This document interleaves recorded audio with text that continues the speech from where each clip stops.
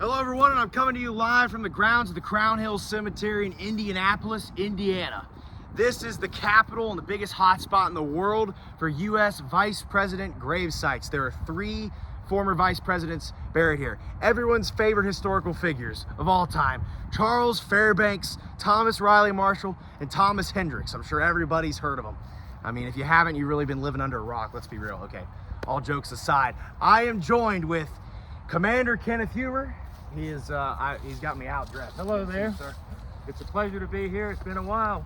Yes, indeed. I know a lot of people have asked where I've been, so here I am now. Yes. In Indianapolis, Indiana. So what we're going to do today is we're going to show you the grave sites of these 3 vice presidents, kind of give you a rundown of their life story, what impact they had, and we're going to learn how the office of the vice presidency has changed in many ways since their time, and also how it hasn't changed. And Indiana is definitely a hotbed of vice presidential choices, and we'll talk a little bit about why that is. Yes, sir. All right, so without further ado, let's go hit up the first grave. The first vice president we're going to be checking out today is Charles Warren Fairbanks. So, beautiful location here right by this mausoleum. So here's his tomb. So just a couple facts about Charles Fairbanks. He was born actually not in Indiana. He was born in Northeast Ohio in the village of Unionville. In 1852, he was born to an abolitionist family, which kind of prompted him to join the Republican Party later. Later on in the 1870s, he was admitted to the bar within 6 months after graduating from Ohio Wesleyan University. Married his wife, Cornelia Cole Fairbanks, moved to Indianapolis, where he lived pretty much the rest of his life. Fairbanks was a very qualified candidate and was one of the most popular Republicans, probably the most popular Republican in the state of Indiana at the time. He served in both chambers of Congress, as you can see, the Senate from 1897 to 1905. He was a strong advocate for William McKinley and served in the Senate while in Congress on the Foreign Relations Committee during the Spanish-American War. And he was a prominent supporter of that war with McKinley. So they developed a really good friendship there. And he was considering, he wanted to run for president himself, and was considering running after McKinley was done. However, if you know your history, McKinley was assassinated in 1901, and so his vice president at the time, Theodore Roosevelt, who was this old cowboy Rough Riders from the Spanish-American War, appealed more to the common man than him. So Roosevelt easily got the nomination in 1904, and Fairbanks was chosen as the running mate, as kind of a compromise. Roosevelt was a guy from New York. He wanted to appeal to the Midwestern voters, so they threw in Fairbanks, one of the most popular Republicans at the time, most influential. So he ends up as vice president. Fairbanks did not originally want to be vice president. He's like, if you offer me the vice presidency, I will not accept it. But that ended up happening, and Theodore Roosevelt chose Taft to be his chosen successor, which Fairbanks was not too fond of Roosevelt, and so he ended up supporting Taft in 1912. However, Fairbanks did come back running on the ticket with Charles Evans Hughes against Woodrow Wilson, which he lost. That would have made him the only vice president in American history to serve 2 non-consecutive terms. However, he didn't get that. While he was prosecuting in Indiana, just going back here a little bit, he developed his fame that way. He was one of the lead prosecutors for the railroad strikes in 1877 that took place. That gained him statewide fame. He served in the General Assembly and both chambers of Congress. He was very qualified, and he definitely knew how to handle politics. However, with the popularity of Roosevelt and some of his opponents, he's kind of forgotten in history. However, I do think he should be remembered, and we're honoring today, and we're also going to be screaming his name for Smash. Absolutely. Anything else to add? There's not a lot to add. I think you pretty much covered it all. Fairbanks, like so many people, always wanted to be president, never really wanted to be vice president. The vice presidency was a very obscure, unimportant office at the time. We covered this a little bit in the previous videos. The constitutional duties of the vice president are to break ties in the Senate. He's president of the Senate. Unfortunately, Vice President Fairbanks never got to break a tie. There was not, during that 4-year period, there were no ties in the Senate. Rip.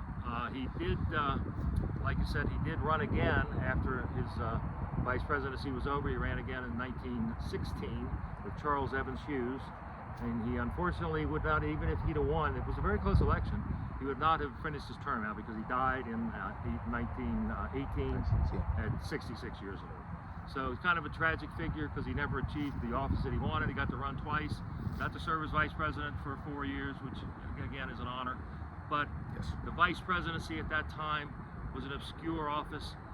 You were picked strictly for political purposes, and oftentimes the nominee, the presidential nominee, did not select you. They selected actually at the convention, and that's how he was selected. So that's about all. Another thing I'd like to add, during his term as vice president, he was very infamous. Like I said, he didn't like Roosevelt a whole lot. Roosevelt was big push for civil service reform and progressive reforms with the Pure Food, Drug, and Safety Act, and then the Forestry and National Park System, which he actively tried to advocate against a lot of progressive reforms during his vice presidency, making it on the unsuccessful side of things. We're going to screen his name for smash because he deserves it. And the fact that he actually argued against his boss, the president, shows how they were not always in sync back then. And now they pretty much are. The vice presidency is a much more important office, although it's still, to this day, depends on what the president assigns you, the jobs that he gives you. It has very little constitutional duties. Yes. So shall we?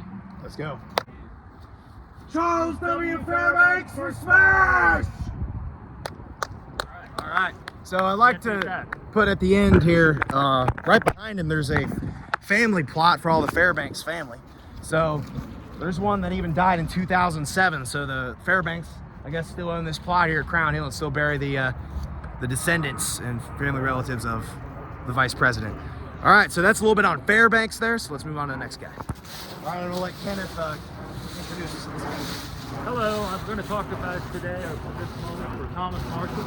He was governor of Indiana, and he was vice president of the three gentlemen we're going to do. He was vice president the longest. He was actually vice president for 2 terms. So a total of 8 years, served under Woodrow Wilson. He served during the First World War as vice president.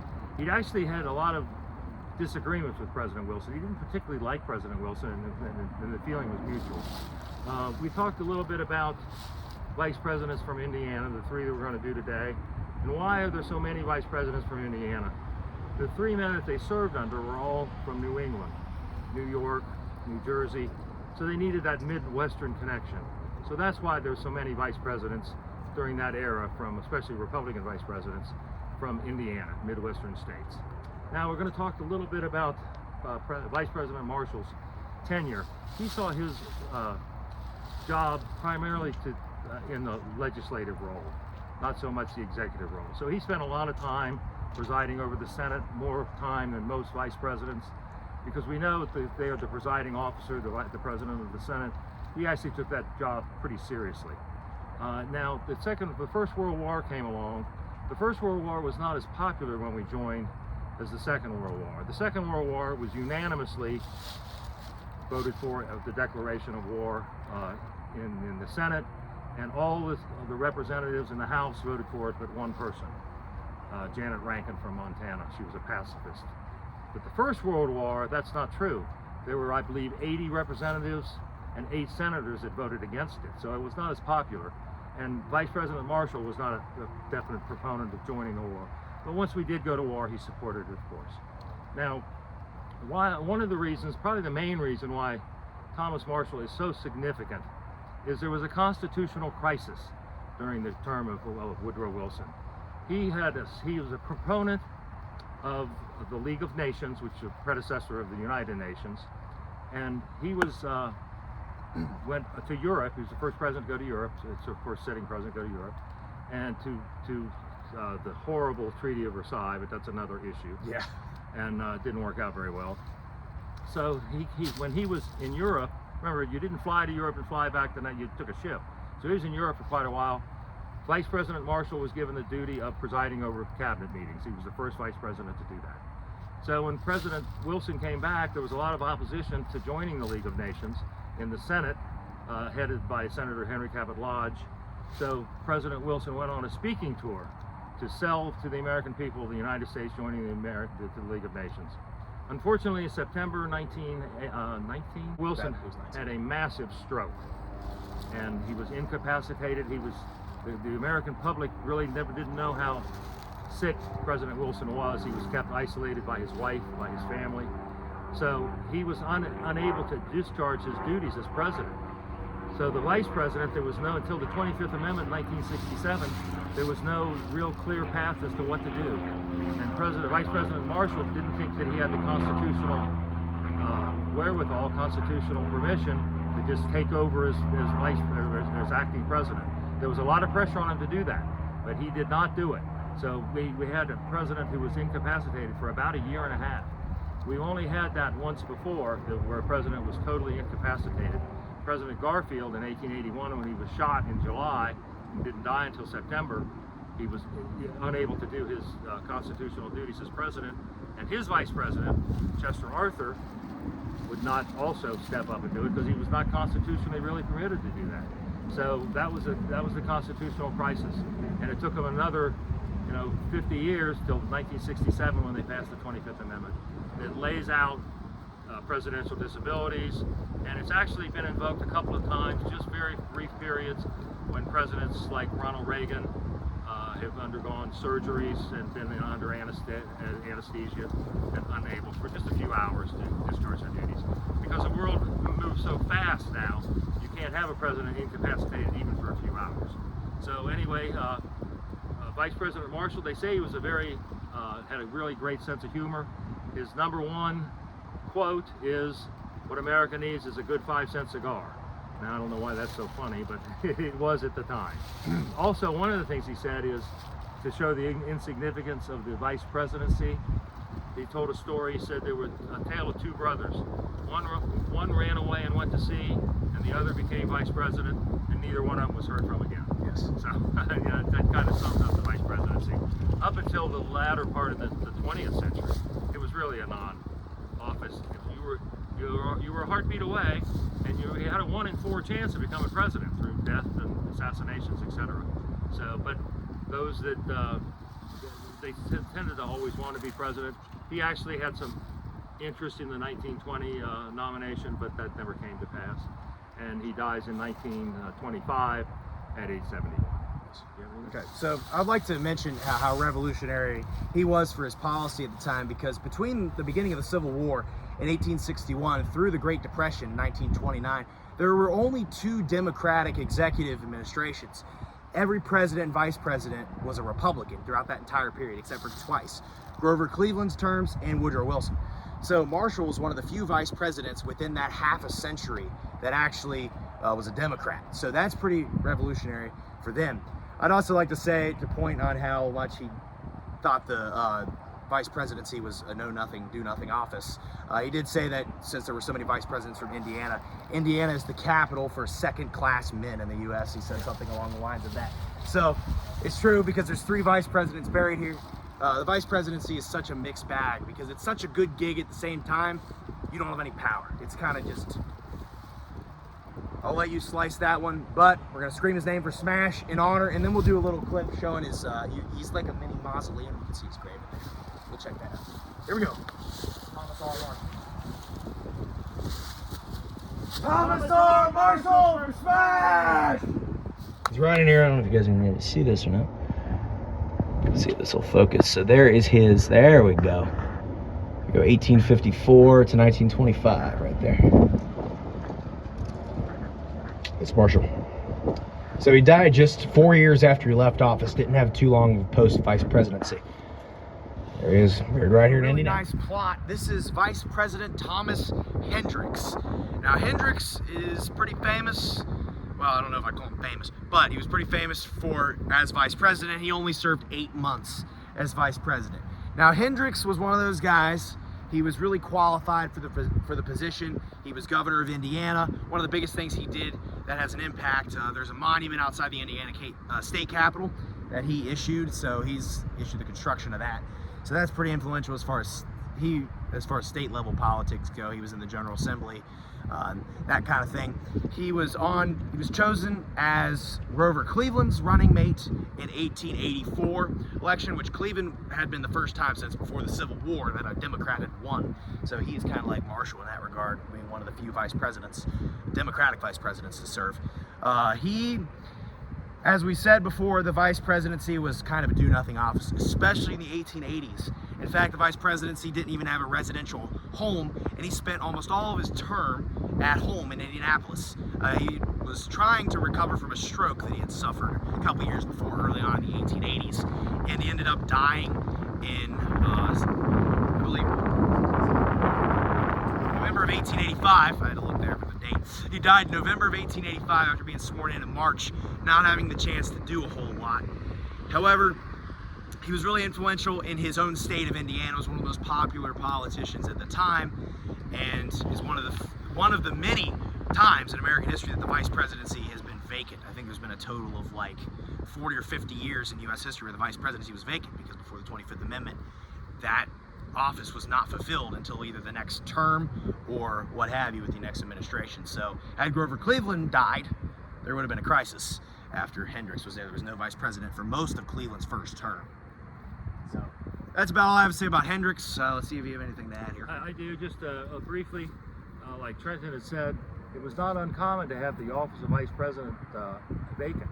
20%, about 20% of the time of this country's history, there has been no vice president until the 20s. Yeah, right. That's right. About until the 25th Amendment, 1967, it did some things about presidential succession, and also the president being able to appoint a vice president to be ratified by Congress if there's a vacancy. So that's that problem. He actually ran for governor 3 times before he was elected. True. He also had not a very distinguished record in the Senate. He voted against all 3 of the Reconstruction amendments that gave blacks civil rights. He voted against it. He said that he wasn't necessarily against it. He just thought it was too soon after the Civil War. So he has that distinction. That not too good. So anyway, as Fred said, very brief term as vice president. He was very, very ill when he was elected vice president. He had, like Trent said, he had a stroke. There was a time he was so ill he couldn't even stand up. So it was no surprise when he passed away. He died at home. Yeah, 8 months later, died at home. And also at 66, just like the Vice President Fairbanks, same age. It makes him one of the shortest serving vice presidents in U.S. history. So he ran for vice president in 1876 previously during the corrupt election with Rutherford B. Hayes. He was on Samuel Tilden's ticket and lost with that corrupt election. That story for another day. But he ran previously for vice president before and lost because the Republicans dominated U.S. politics at that time. So, like I said, he was one of the few Democrats to actually hold an elected office at the federal level at that time. So, in the 1880s. However, didn't get the chance to do much. Yeah, he was sick that entire time, unfortunately, for Hendricks. But he has the honor and privilege, and he definitely had the resources to be building a beautiful and get his own corner here at the Crown Hill Cemetery. So one of the things that we noticed in the cemetery, this is the 3rd vice president we've been to today, there's no marker. There's no, like at the roadside where it says, Vice President Hendricks or Vice President Marshall. There's nothing. So unless you have a GPS, this is a huge cemetery, so you're not going to find it. There's almost 250,000 graves in here. President Benjamin Harrison is actually buried here. He has a marker, but the 3 vice presidents, they get overshadowed, of course. So let's do the scream for Hendricks. Thomas A. Hendricks. Thomas A. Hendricks for Smash! Alrighty. Thank you. Even when you only serve 8 months, you deserve for Smash. a smash. Alright guys, so thank you guys for watching. Be sure to comment, like, subscribe. Let me know what you think about these vice presidents that we saw today. If you have any requests for future videos, let us know. Hope you guys learned at least a little bit of information. And it's great to be back. Thank you, sir. Indeed. Alright, we'll see you guys next time. Be sure to comment, like, subscribe. Goodbye. Wow.